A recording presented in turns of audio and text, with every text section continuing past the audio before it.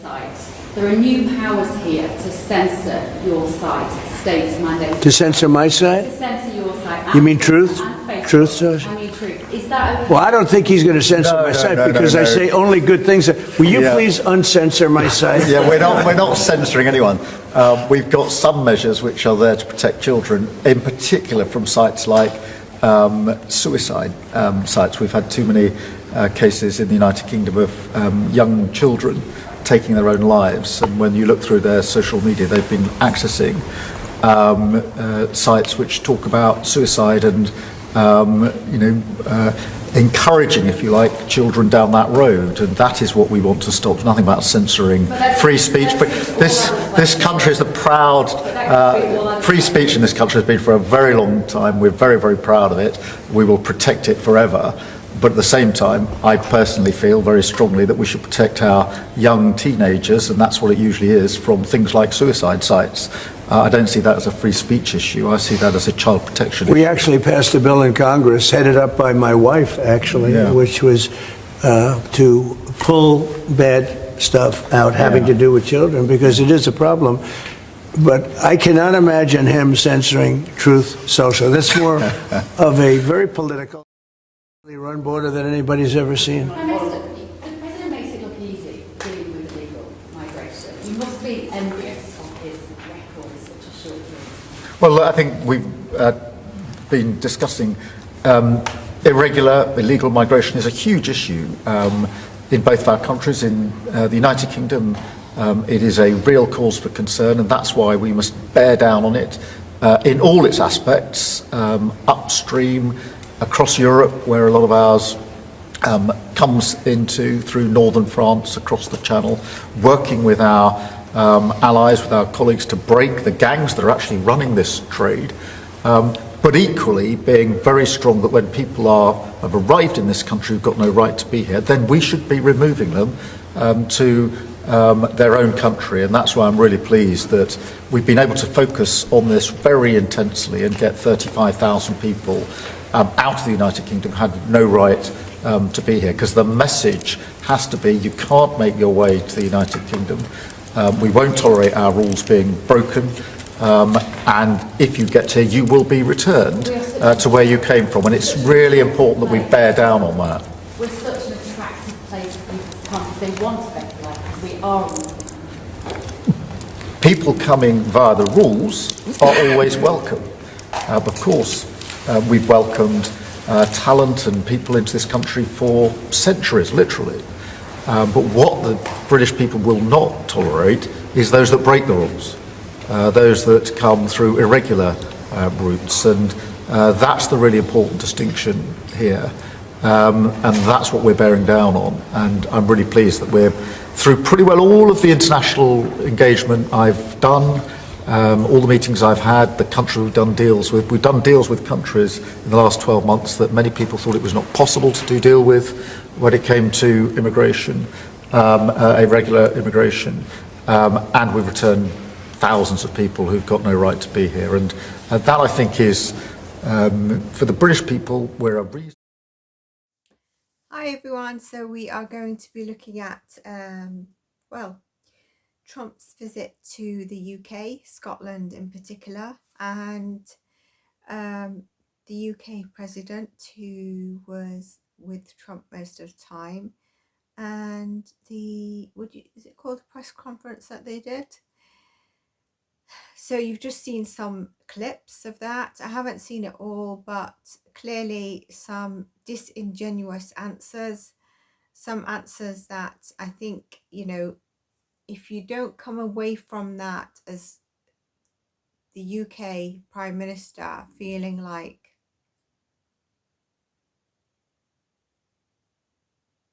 a total train wreck, car crash, how stupid must I look and weak as a Prime Minister, then I don't know what to say. Does anyone think that he would be aware of the way he came across? I mean, the whole thing about the borders and illegal immigration, where Trump is asked you make it look easy, and then it turns to Keir. He stutters, he's nervous, he doesn't even know what to say at the beginning. And then he also says about 35,000 that have been sent back, which I believe is disingenuous.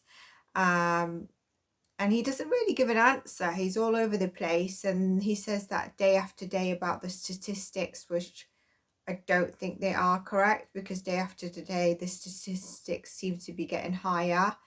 And there's no kind of solid direct response.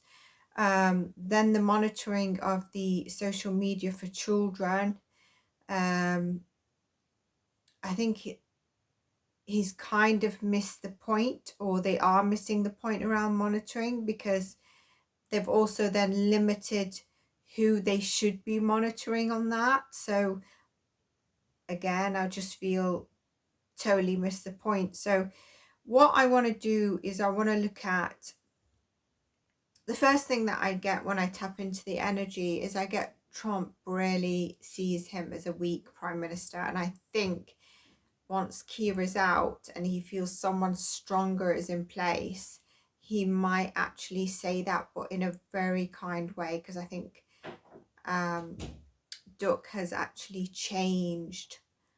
And even when I see him in the clips that I've included, he's kind of sat there just listening, absorbing, giving him obviously his platform.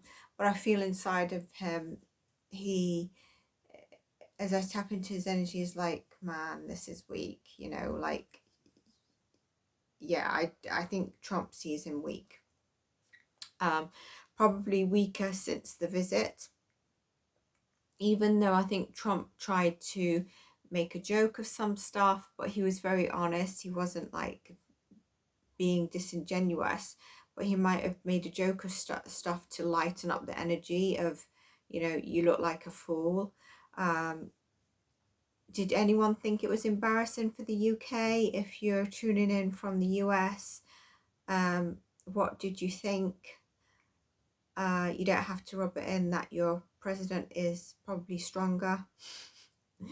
So how did Keir feel during the visit? That's what I want to pull cards on first.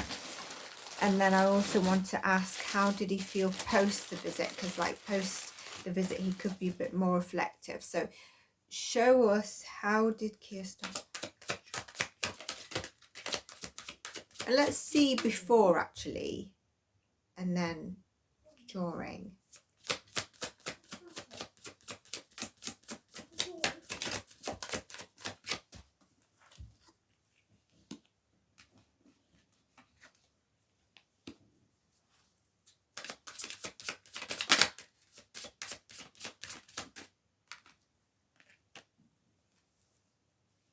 Got all reversals apart from the last one. Look, they're all upright. Hold on a minute, I just need to let the I think the dog is there, 1 second.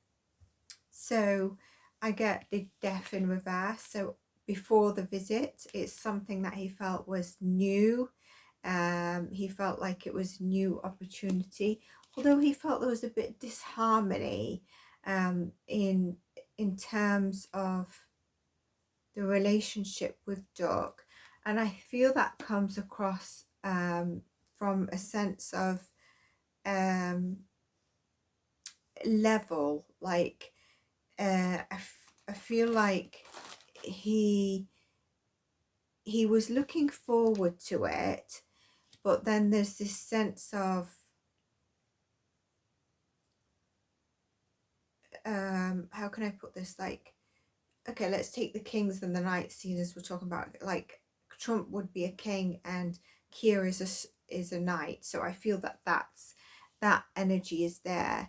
And then we get like, he didn't feel very stuck, he didn't feel limited on what he could say, he didn't feel like someone was going to be holding him, that you've got to deliver this message or that message. It looks like he was free to say what he wanted prior to the visit. And he was very much looking forward to it. So now what I'm going to do is I'm going to look at during the visit.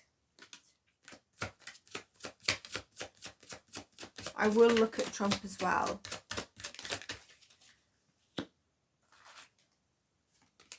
Got too many cards falling out, so I'm going to shuffle. I'm going to take the last one that I got. Oh, I might have to take these actually.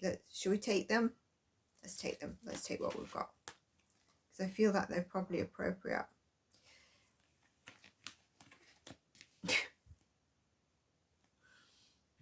During the visit, there is definitely a positioning that he had to portray, or he had to deliver. So whether he had this discussion prior, they were moving around a lot. There was a lot of movement.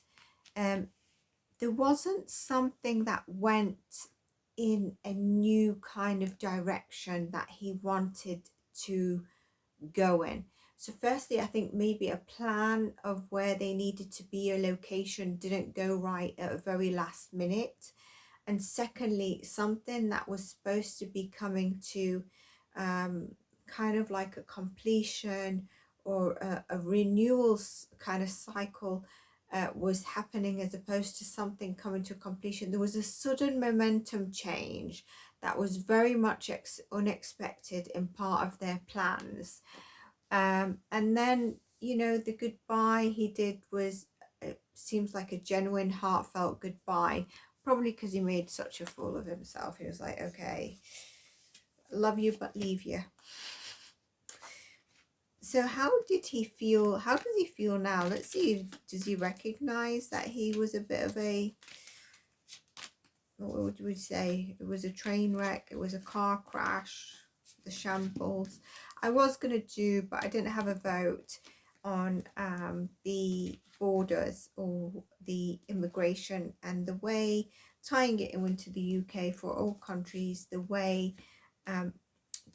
governments of all countries use that to actually control people. So if you're interested in that, and I will pull cards on a couple of things, but I do want to deliver that message so you understand how that cycle is a vicious cycle, and also creates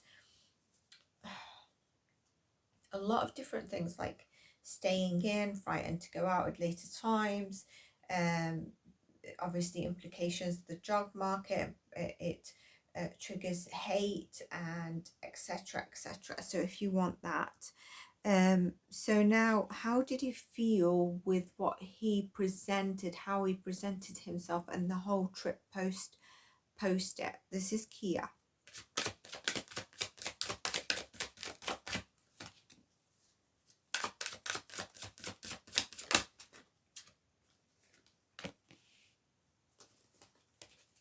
Do you know what I'm getting? That even though Duck whistled, don't know why I'm getting that word, through the questions smoothly and were very easy, there's a couple that he didn't really like, and it was kind of like, not again. So I'm not sure what that is. And I also get that he made something so simple that it was kind of like to deliver a message to Keir that it's simple what you need to do. But obviously it was on camera done.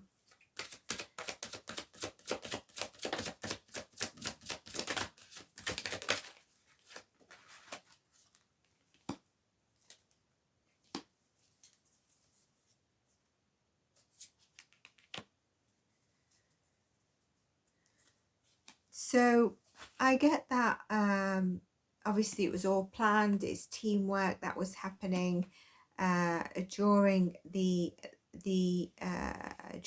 situation, during the whole thing. Post it, he found that some of the questions were quite difficult, and he was at a crossroads of being challenged, where he found the questions very challenging. I feel Trump didn't find the questions challenging at all, but there's a couple that I don't know why, I feel like there's a couple that he didn't really like, which is fair enough, you know.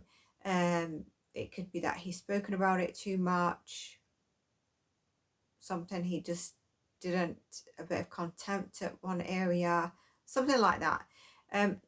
So Keir definitely felt like he was at a crossroads on how to navigate some answers, and we get here he did tell some lies. We get it straight up. We get here a more junior, so it feels like he told those lies and he kind of walked the whole of shame instead of fame, shame. And then we get the Four of Cups. He wasn't happy with the way he presented himself at the end, so he is aware of that. And I like I said from the beginning, I feel like he really felt his difference on his level and Duck's level. Look at that, the recognition. He felt the difference of the recognition, and we do get a Five of Cups, which those two confirm what I said. You know, the differentiation of levels, and he kind of regrets a couple of the questions that he's done, especially 3 questions seem to be he seems like 2 are all right, like he's got 2 that is in his back, they're all right. You know, when you collect stuff, he's got 2 that he's collected that are probably points, 2 points, but there's 3 that he doesn't think he did well on. And it seems like he was, you know, with his answers being challenged and definitely told fibs there. I've got the 7 of Cups on the bottom of the deck, and I want to just see, is this him currently feeling confused? What was I going to say? About not seeing the picture clearly on something.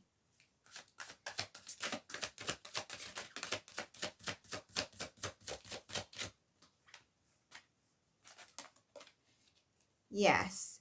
So the 7 of Cups stands that there's still something that he's not really, he's a bit confused and not seeing the picture very clearly on.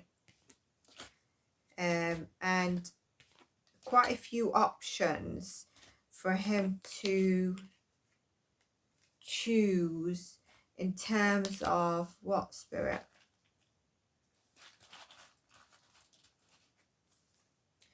Okay, so I wanted to say this at the beginning, but Spirit's bringing it through to me. I've said this from the very first time I read on Keir Starmer, and before I read on him, just channeling in.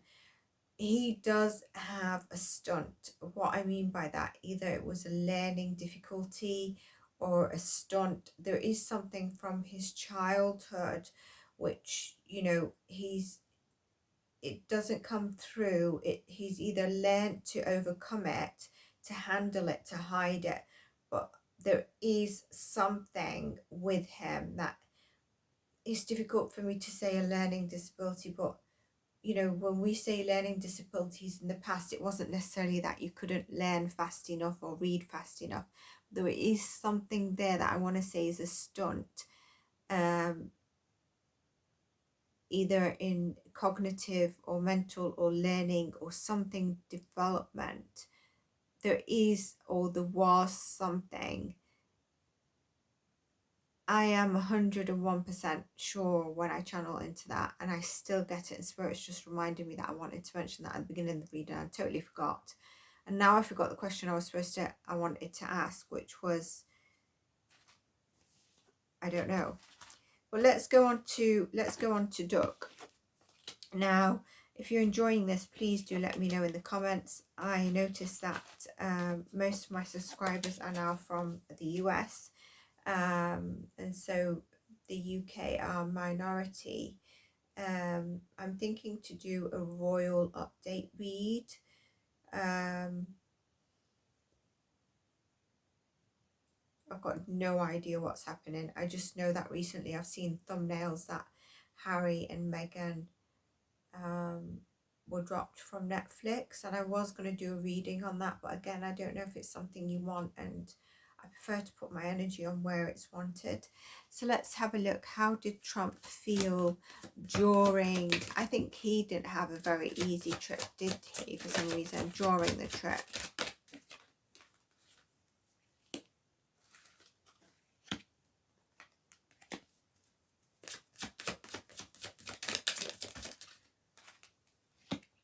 So it starts off here. We got during the trip. I think Baron was on his mind. I don't know why I get that. Something to do with Baron, his son, was on his mind. There are elements during the trip that he felt didn't go as planned. And it seems like he felt it was, just allow me, there's one word I want to get. I wonder if it's in the booklet. There's a specific word I want for what I'm feeling here.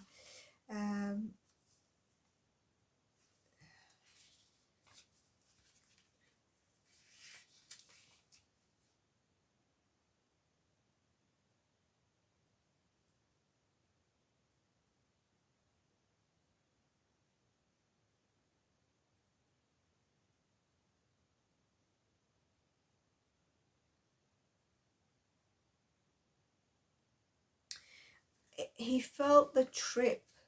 So during the trip, as the trip was ongoing, he felt like it's going well, but there is some sort of loss or frustration or something that isn't going as planned.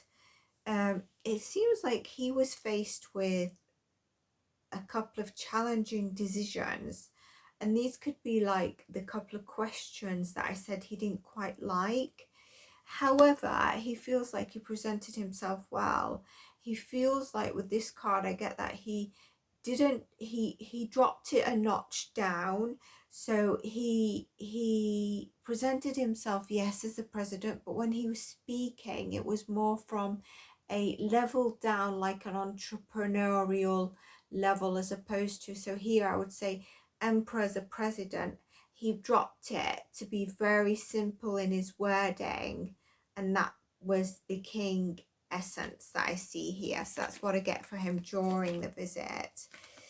I do think that there was some kind of, he didn't go with Melania, did he? There is something in the background there with Baron, and Melania had spoken to him on the phone as well. I don't know what that could be. I do get that. So post his visit, how did he see his visit?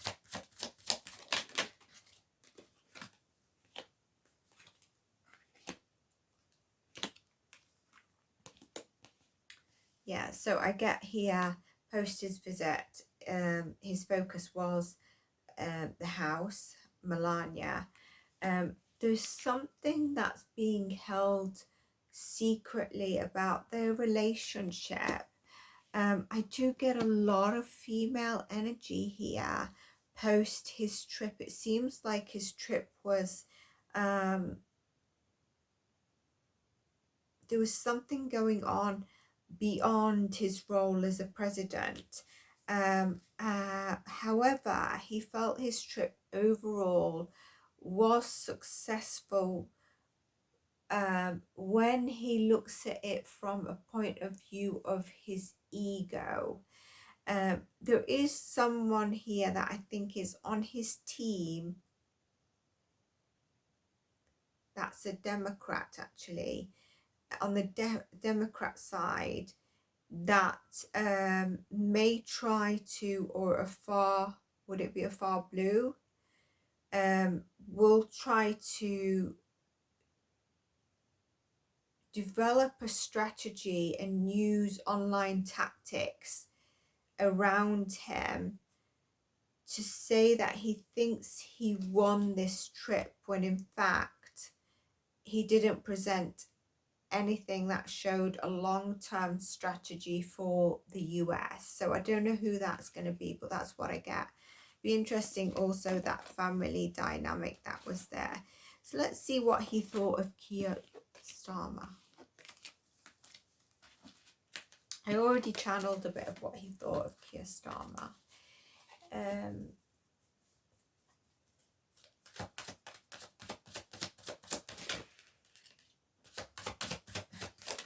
Towers come out.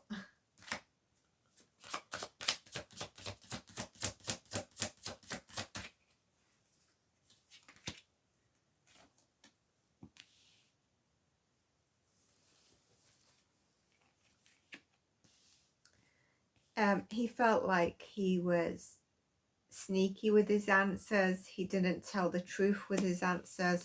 He felt like it was total shambles. He felt like he's a dead man in the role, dead man counting his days, and that he's really confused and where his priorities are, how his answers are. They were all over the place. He feels like him as a person is a bit confused on his direction and what he should be focused on.